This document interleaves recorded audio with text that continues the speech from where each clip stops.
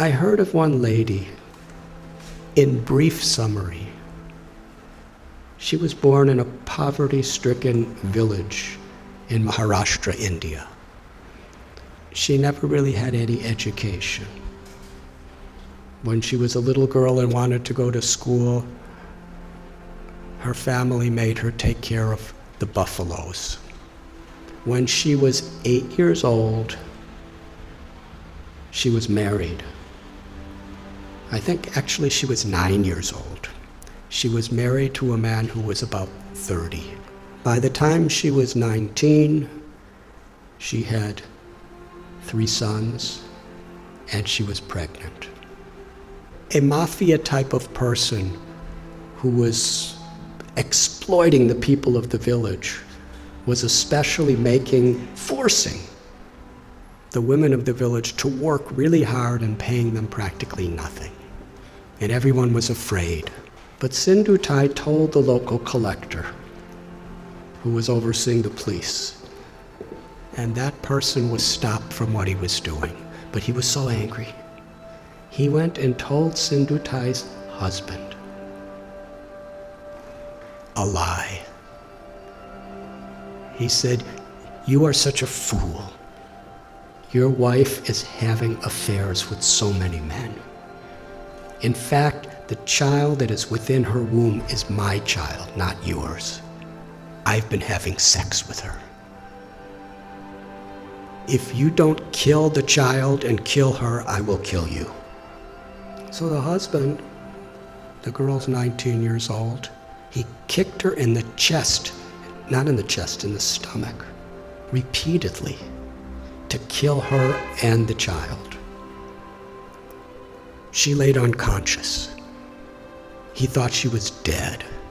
So he dragged her to a cow shed where a whole herd of cows are being kept, thinking that people will feel that the cows just trampled her and that's how she died. So she laid there unconscious. And when she woke up, she said, she found one cow standing right above her, protecting her. There were all these buffaloes and oxen and cows walking, and they would have certainly trampled her, but this cow was keeping everything away from her.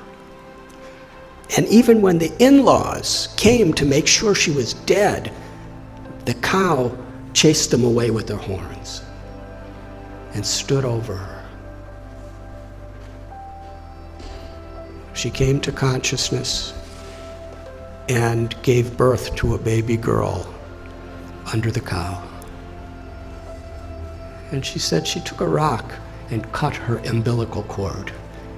Took about 20 slices to get free from it. And for hours and hours, the cow protected. And Sindhutai, when she got enough strength, she embraced the cow and promised, "As you protected me when I was in great need, I will protect others who are in need."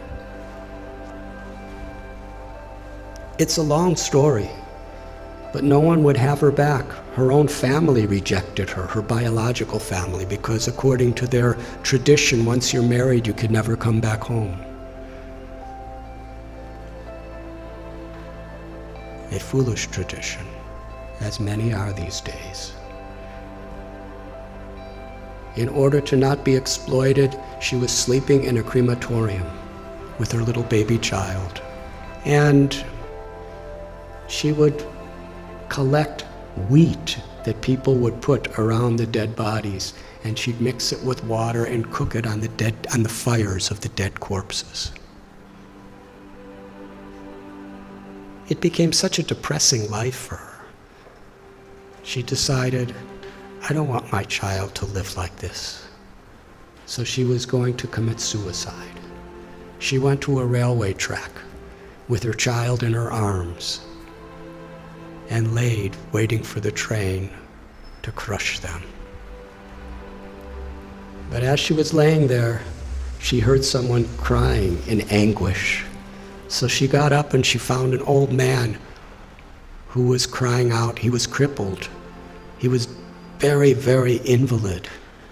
He was crying for some food and water, so she went and begged and got him food and water.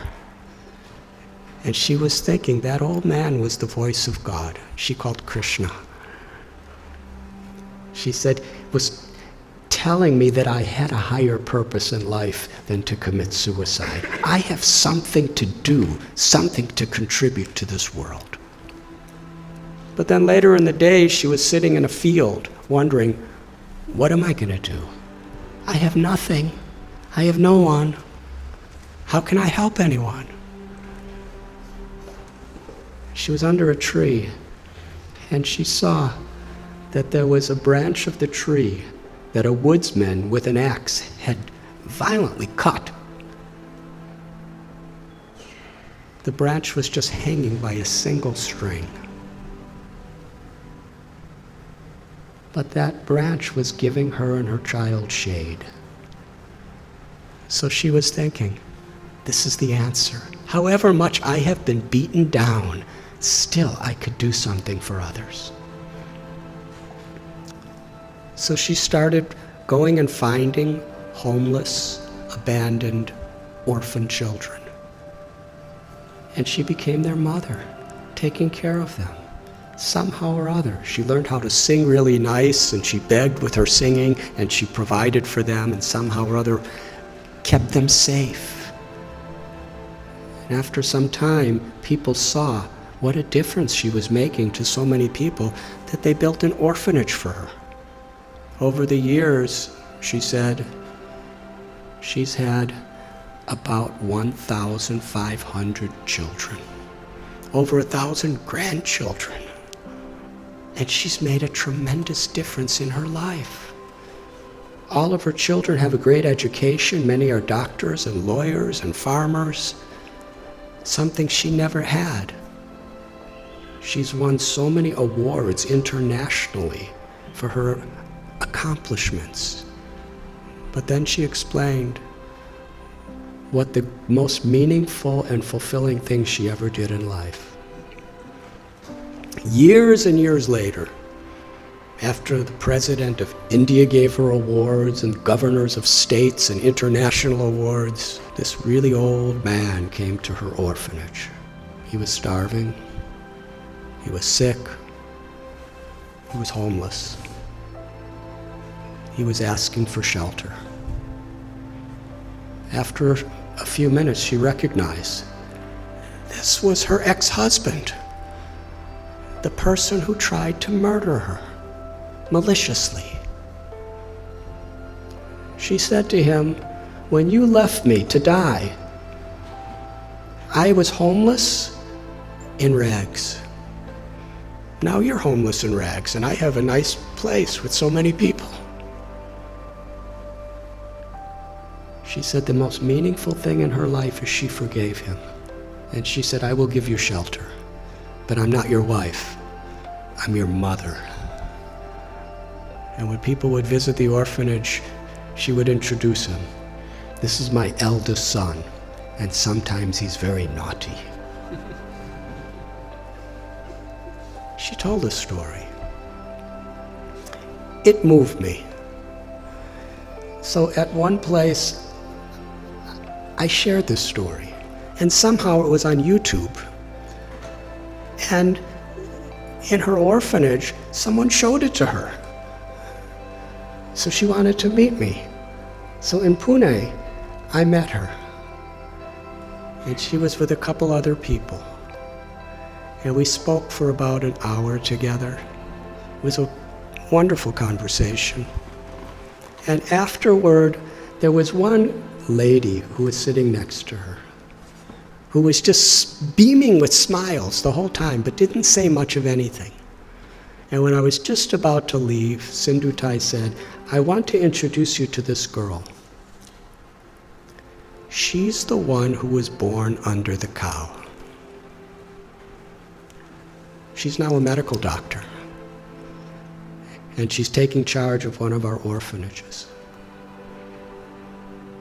And then she said to me, I consider all of the tragedies in my life to have been gifts to empower me to make a difference to others. She considered it all the grace of God. She said, "My life has been a road with many thorns, but I made friends with those thorns, and my life became beautiful, and I could give beauty to so many other people's lives." That's one little example of influence without affluence. The power of compassion is far greater than anything that money can do. But when money and knowledge and strength and skills are built on the foundation of that compassion, then not only is our own life enriched beyond our comprehension, but we could make such a difference. We can have such an influence in the world. Each and every one of us, whoever we are. Because everyone is so inherently special. And nothing and no one can take that away from us, as long as we are aware. To be an instrument of compassion, an instrument of grace, is the true influence, beyond affluence. Thank you very much.